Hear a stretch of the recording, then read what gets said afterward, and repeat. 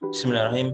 Assalamualaikum warahmatullahi wabarakatuh. Salam sejahtera untuk kita semuanya. Di sini kami, kelompok MCLS atau Medical Contact List, akan mempresentasikan tugas besar pemrograman lanjut yang disusun oleh Andro Nathan Haryanja, Nur Isnias Abdiyah, Okta Mahendra, Salsa Dityanasiti, dan Teti Andrianingsih dengan dosen pengampu Bapak Rantia Arta Rohmanto, Prodi S1 Teknik Telekomunikasi ITTP. Perkenalkan, nama saya Okta Mahendra dengan NIM 21701144.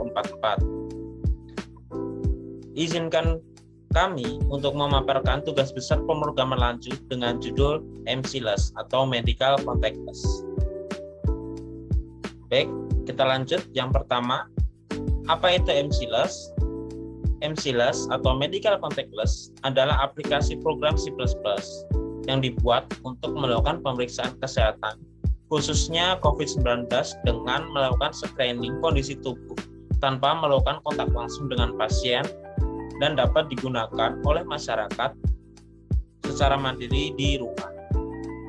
Oke, berikut profil dari tim kami. Oke, next. Latar belakang, kenapa sih kita membuat MCLS ini? Yang pertama, COVID adalah penyakit menular yang disebabkan oleh jenis baru coronavirus yang ditemukan. Virus ini pertama kali ditemukan di Wuhan, China pada Desember 2019. Gejala COVID-19 yang paling umum dan ringan adalah demam, batuk, kelelahan, dan batuk kering. Beberapa pasien mungkin mengalami sakit dan nyeri, hidung tersumbat, pilek, sakit tenggorokan, dan diare. Gejala ini muncul secara bertahap. Masyarakat lanjut usia dan sudah memiliki penyakit bawaan seperti darah tinggi atau diabetes lebih mungkin mengalami sakit yang lebih serius. Sebagian besar, sekitar 80% orang yang terinfeksi berhasil sembuh tanpa memerlukan perawatan khusus. Sekitar 1 dari 6 orang yang terpapar.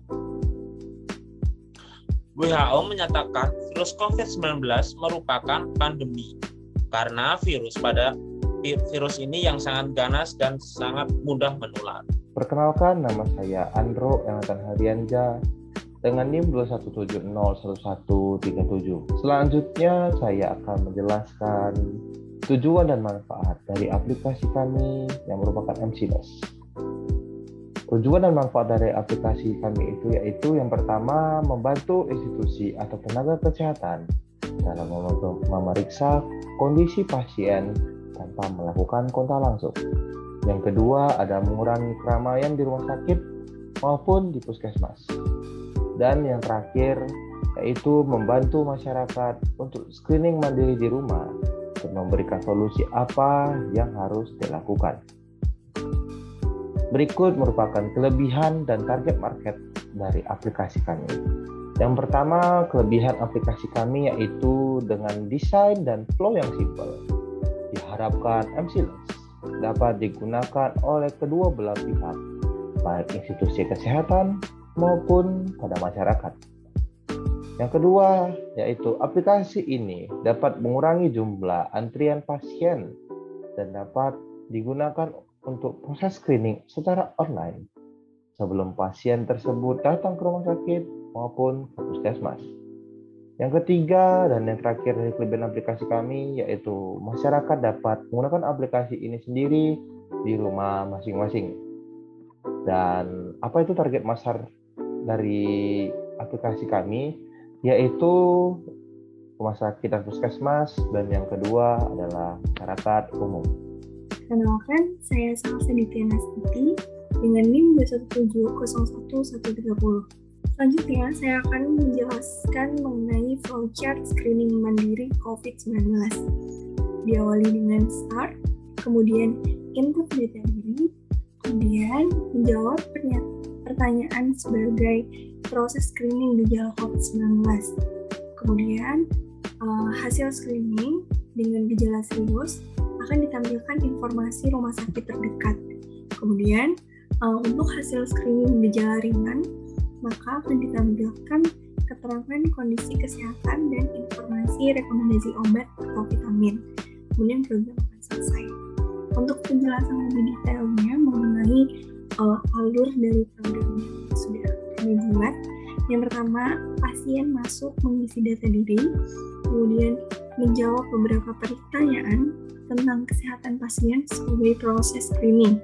Nah, untuk pertanyaan ini ada 2 tahap pertanyaan. Yang pertama itu merupakan pertanyaan mengenai kondisi kesehatan dari calon pasien. Kemudian yang kedua, pertanyaan seputar aktivitas terakhir yang calon pasien tersebut lakukan, seperti itu. Kemudian, aplikasi akan menampilkan keterangan terkait kondisi pasien. Jadi, setelah menjawab beberapa pertanyaan tersebut, itu kan saat pertanyaan itu muncul, kemudian ada di situ keterangannya, seperti contoh demam. Anda sudah demam berapa hari gitu. Kita juga kategorikan itu gitu ya. Kemudian aktivitas juga kayak pergi keluar kota berapa hari gitu. Terus apakah sudah tes COVID-19 atau belum, seperti itu. Kemudian setelah proses tersebut selesai, itu kita akan kategorikan masing-masing pertanyaan itu. Jadi kalau misalnya melebihi beberapa poin, itu akan masuk ke beberapa fungsi kondisi gitu ya. Yang pertama itu ada kondisi gejala yang ringan, kemudian gejala berat, dan yang terakhir itu kalau misalnya semuanya ternyata tidak ada yang sesuai pertanyaannya, berarti calon pasien tersebut tidak terindikasi COVID-19, seperti itu. Kemudian aplikasi akan menampilkan keterangan data diri, kemudian keterangan kondisi kesehatan dari hasil jawaban pertanyaan itu, kemudian solusi dari 2 kondisi kesehatan, dan selanjutnya ada penilaian keterangan kondisi kesehatan berdasarkan poin pertanyaan yang sudah dijawab. Seperti contohnya tadi ya, informasi rumah sakit terdekat, kemudian keterangan kondisi kesehatan dan informasi rekomendasi obat atau vitamin. Kemudian kalau misalnya memang tidak terindikasi COVID, itu akan diminta untuk tetap berjaga-jaga dan di rumah aja gitu. Kemudian selanjutnya ada penjelasan dan demo dari aplikasi kami yang akan dijelaskan oleh rekan saya Nur Ismi dan Teti Andrianingsi. Oke, selanjutnya saya akan menjelaskan program yang sudah kami buat. Pada program screening mandiri klinik ini, kami menggunakan OOP sebagai berikut. Yang pertama, kami menggunakan inheritance untuk bagian pendaftaran di sini.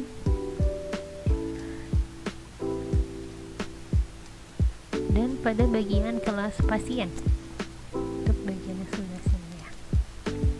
Yang kedua, kami menggunakan OOP this file.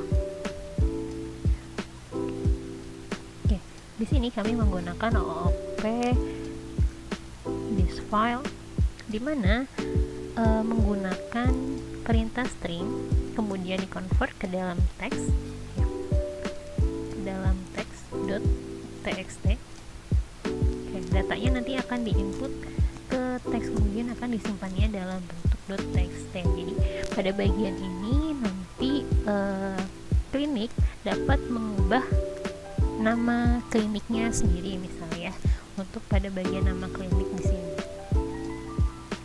Nah, misal di sini ketika dijalankan, di sini nama kliniknya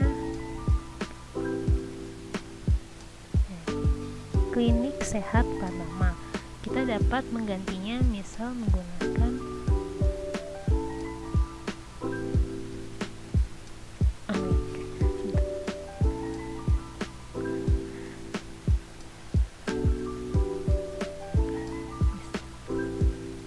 pertama misalkan menggunakan nama Sehat Pratama,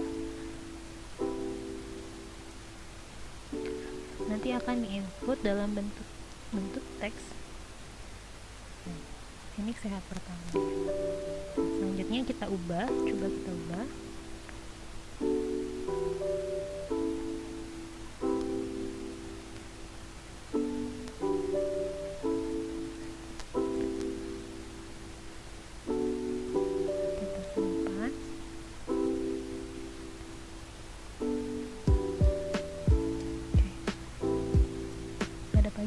pada bagian ini pun akan berubah menjadi klinik sehat sejahtera.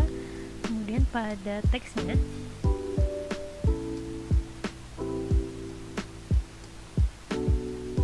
di sini juga akan berubah ya menjadi klinik sehat sejahtera. Jadi di sini nanti untuk mempermudah bisa mengganti nama kliniknya di sini. Di sini menggunakan offstream dan ifstream untuk menuliskan dan membaca kembali file teksnya. Oke, selanjutnya kami menggunakan kelas dan objek di mana terdapat kelas pendaftaran ya tadi untuk menginputkan data nama pasien, data-data nama pasien. Selanjutnya menggunakan kelas pasien. Nah, di sini dimana nanti di sini bagian ini pasien akan menjawab pertanyaannya secara mandiri. Oke, selanjutnya di program ini kami menggunakan array. Di sini string question ya, kita menggunakan array. Kenapa menggunakan array? Karena menurut kami agar lebih mudah ketika ingin menambahkan pertanyaan-pertanyaan baru. Karena di sini temanya tentang COVID ya, kedepannya bisa jadi akan bertambah ya pertanyaan untuk screeningnya, atau mungkin berkurang, atau mungkin ingin direvisi ya pertanyaannya, akan menjadi lebih mudah, tinggal kita tambahkan saja questionnya ya. Di sini kami menggunakan 10 question gitu. Jadi ketika menggunakan array akan lebih mudah untuk menambahkan questionnya seperti itu. Nah, cara kerjanya ketika nanti pasien menginputkan data pasien ya, usia dan alamat, lalu kemudian klinik juga akan menginputkan ya nama kliniknya. Selanjutnya di sini untuk data arraynya sendiri, untuk menjawab pertanyaannya kita akan menghitung jumlah pertanyaan yang dijawab oleh calon pasien. Jadi ketika pasien menjawab lebih dari 3 pertanyaan yes ya, di sini maka akan muncul keterangan serius. Namun jika pasien menjawab kurang dari 3 pertanyaan yes, maka jawabannya akan ringan. Selanjutnya yang kondisi terakhir, ketika pasien menjawab keseluruhan pertanyaan menjadi no, maka keterangannya tidak terindikasi ya. Di sini jadi kita akan menghitung. Di sini kita akan menghitung jumlah pertanyaan yes dan no. Nah, pada program yang kami buat pun kedepannya bisa dikembangkan kembali ya, dengan menambahkan jumlah hari ya, jumlah hari dari gejala yang timbul oleh pasien di sini ya. Jadi kita bisa menghitung gejala yang sudah dialami berapa hari kayak gitu. Nah, ini belum kita pakai, kita hanya memakai data jumlah pertanyaan yang dijawab yes or no gitu. Untuk jumlah berapa harinya belum kita hitung, namun bisa dikembangkan kembali ke depannya. Jadi itu programnya sudah kami buat. Kami menggunakan 3 AOP. Yang pertama ada inheritance untuk bagian pendaftaran, lalu ada kelas dan objek ya, untuk memasukkan data pendaftaran dan pasien. Kemudian kita menggunakan this file untuk data kliniknya. Kita juga menambahkan array dan kita menambahkan perintah if else ya, untuk memasukkan kondisi gitu.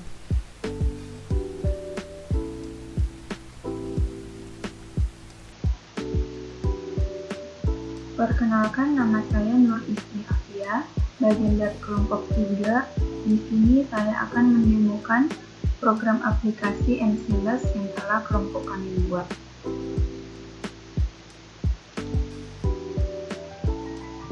Yang pertama, kita diminta untuk menginput data diri.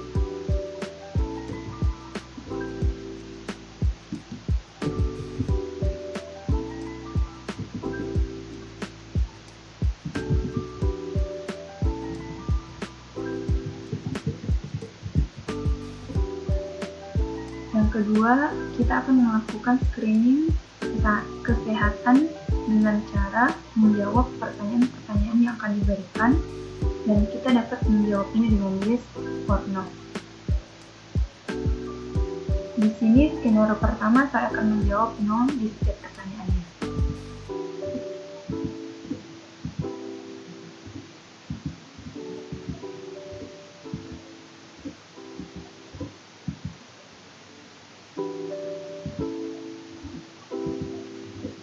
Nah, setelah menjawab setiap pertanyaannya, maka di sini muncul hasil screening kita, yaitu berisi dengan data diri yang telah diinputkan, kemudian diagnosanya. Anda mengalami gejala tidak terindikasi COVID karena saya telah menjawab semua pertanyaannya dengan no. Sehingga saya dapat melanjutkan pengobatan ke klinik tanpa harus melakukan tes PCR atau tes antigen dulu.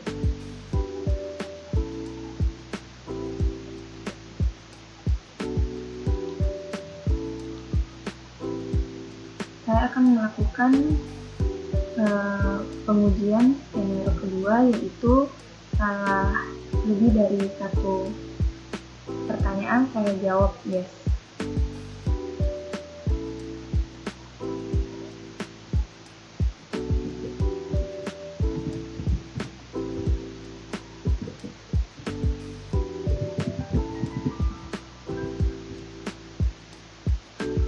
Ini saya akan menjawab yes. Kemudian ada berapa lama saya mengalami demam, inputkan dengan angka, kemudian angkanya batuk, saya jawab yes. Kemudian yang lainnya saya akan jawab yes.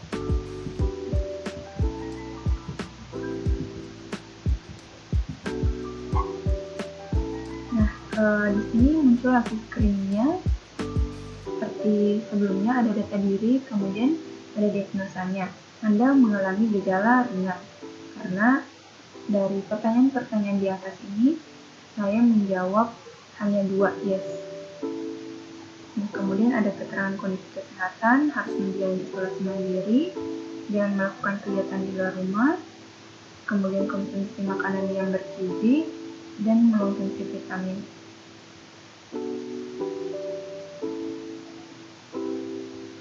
Untuk selanjutnya saya akan menjawab semua pertanyaannya dengan yes.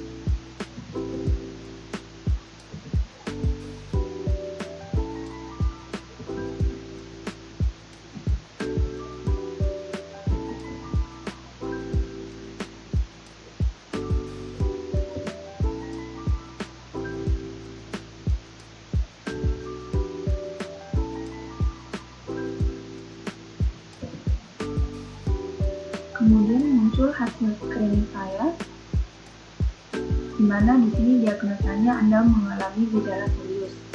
Mengapa? Karena screening tadi saya jawab yes semua, kecuali yang melakukan tes COVID ini saya no. Kemudian keterangan kondisi kesehatan diminta untuk segera melakukan swab test dan dapat dirujuk ke rumah sakit khusus COVID untuk penanganan khusus. Untuk informasinya rujuk ke RS Grogol 1 karena aplikasi yang telah kita buat ini dibutuhkan untuk diaplikasikan di Grogol. Mungkin itu saja demo dari program aplikasi yang telah kelompok kami buat. Terima kasih. Baik, itu merupakan penjelasan dari tugas besar kami, mulai dari penjelasan apa aplikasinya, flowchartnya, penjelasan codingnya, dan simulasi dan demo. Oke, saya tutup. Mungkin jika kami dari kelompok ada salah kata atau salah sikap pada video ini, kami mohon maaf. Sekian dari kami, terima kasih.